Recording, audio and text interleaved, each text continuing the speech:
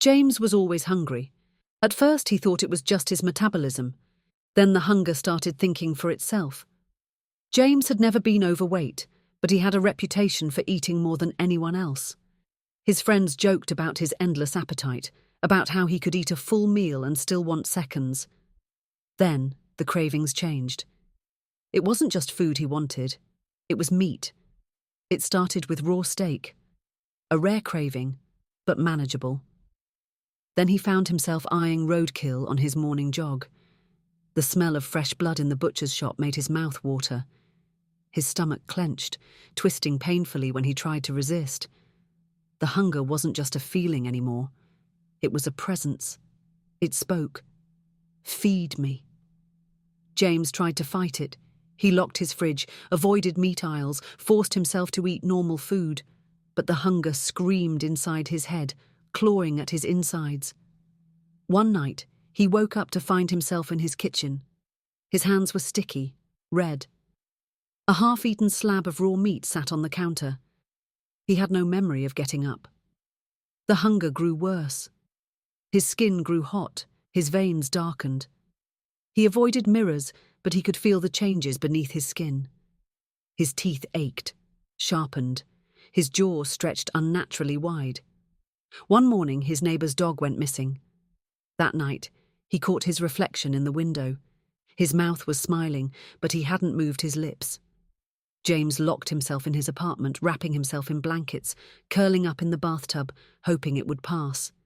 He tried to drink water, to flush it out, to drown it. But the thirst only made it worse. He stopped leaving the house.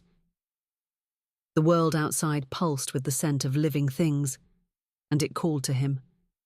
Every sound felt amplified, the rustle of a cat slinking through an alley, the footsteps of pedestrians on the pavement, the quiet hum of hearts beating just beyond his walls. The hunger whispered, "Just a taste." James squeezed his eyes shut, rocking himself like a child. He imagined his mother's voice, her soothing words when he'd been sick as a child. But the voice inside him was louder now. It pushed against his ribs, stretched through his fingertips. It was stronger than he was. Days passed, maybe weeks. He couldn't tell anymore. He barely remembered his own name, only the gnawing emptiness inside him. Then the knocking came, soft at first, then more urgent. James pressed his hands against his ears, trying to block it out. But his senses had changed. He could hear the person outside breathing. He could smell the iron-rich scent of their blood, warm and full. The doorknob rattled. James didn't remember moving, but suddenly he was at the door, his hand reaching for the knob. His fingers had changed, longer, sharper, the nails blackened like claws. He hesitated. Just a moment. Then the door burst open. They found his apartment empty. The doors clawed open from the inside.